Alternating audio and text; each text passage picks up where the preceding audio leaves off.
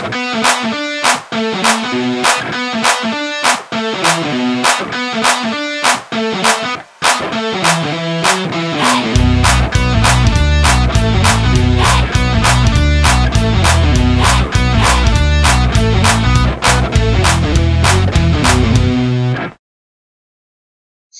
sehat kepada teman-teman semua.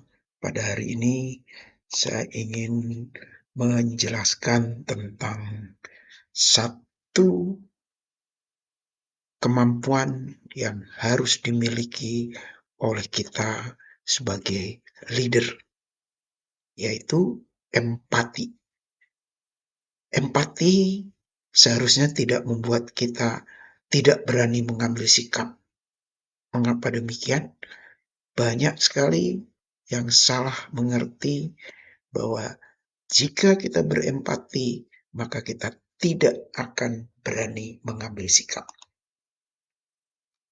Empati itu adalah kemampuan untuk merasakan, memahami, dan berbagi perasaan dengan orang lain. Empati melibatkan kemampuan untuk menempatkan diri pada posisi orang lain dan melihat dunia dari sudut pandang mereka, serta merespon dengan cara memperhatikan perasaan dan kebutuhan mereka. Sebagai seorang leader, kita menginginkan bisa mengajak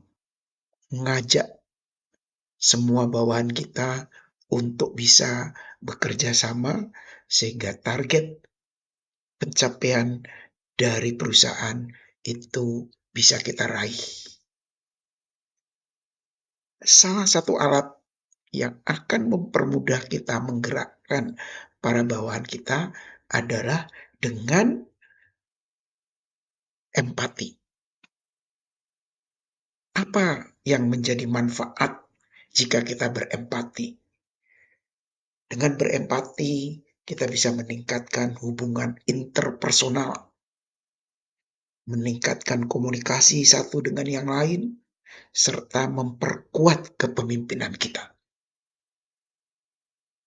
Tanpa empati, sudah pasti kepemimpinan kita akan sangat lemah di manapun kita bertugas.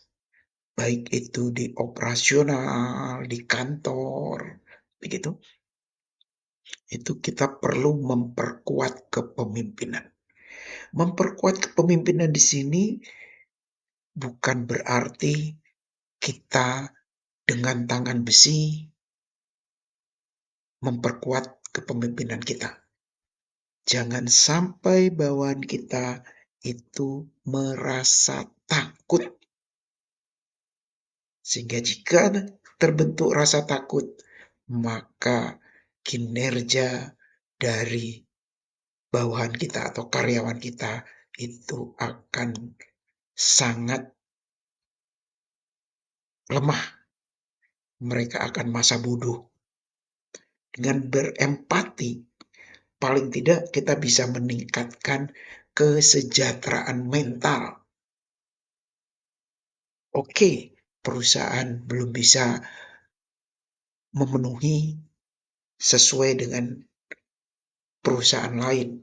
Bisa memberi bonus, bisa memberi lembur yang cukup, bisa memberi gaji yang lebih layak. Tetapi dengan kita berempati, minimal kesejahteraan mental dari teman-teman kita itu bisa meningkat.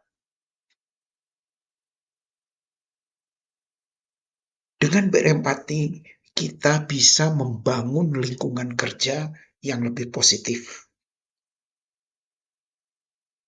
Kemudian dengan empati kita bisa memperluas wawasan dan pemahaman kita. Karena dari interaksi kita dengan bawahan, kita bisa banyak mendapat masukan.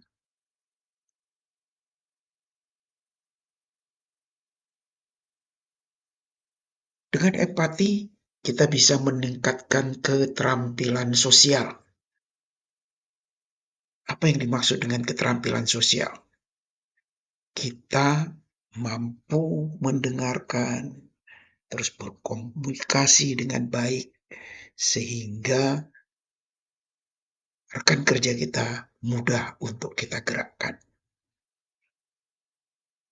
Dengan berempati, kita bisa membangun resolusi konflik yang lebih baik.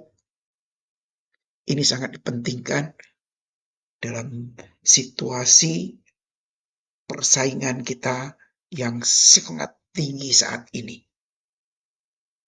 Kita perlu membangun kesadaran di antara rekan-rekan kita kerja kita, sehingga seminimal mungkin konflik itu terjadi. Dengan berempati, kita bisa membangun resolusi konflik yang lebih baik. Apa yang menjadi tanda-tanda bagi mereka yang penuh empati? Kesediaan untuk mendengar. Ini adalah salah satu tanda dari mereka yang berempati. Sebagai atasan, tidak jarang kita lebih banyak berbicara dan sangat kurang dalam mendengar. Jika kita ingin melatih empati kita, semakin tinggi jabatan kita, seharusnya kita lebih banyak mendengar. Kita beri waktu untuk mereka yang berbicara. Apa lagi contoh orang yang penuh empati? Kemampuan memahami perasaan orang lain. Dari sudut pandang negatif, jika kita memahami perasaan orang lain, kita dianggapnya lemah, tidak punya pendirian. Itu sangat salah. Karena bawahan kita itu membaca dari ekspresi wajah kita, ya, untuk memahami apa yang sebenarnya sedang kita lakukan ke mereka. Tanda lain orang yang penuh empati adalah kesediaan untuk membantu. Mungkin saja sampai dengan jabatan kita sekarang, kita belum bisa membantu bawahan kita dengan materi. Belum bisa membantu dengan kebijakan-kebijakan yang kita perjuangkan kepada perusahaan. Minimal dengan empati, kita bisa memberi keyakinan ke mereka bahwa kita siap membantu mereka. Baik itu dalam bentuk saran, begitu, yang bisa mengarahkan mereka untuk bekerja lebih baik lagi.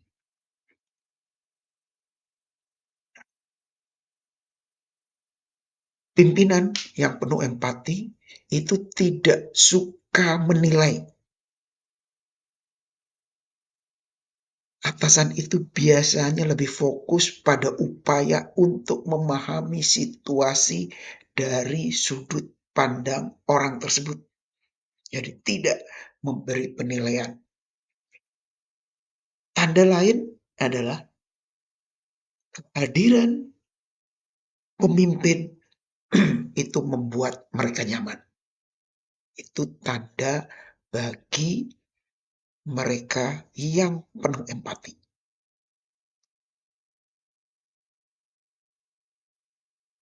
Mereka yang respon terhadap perasaan orang lain, itu tanda orang yang penuh empati.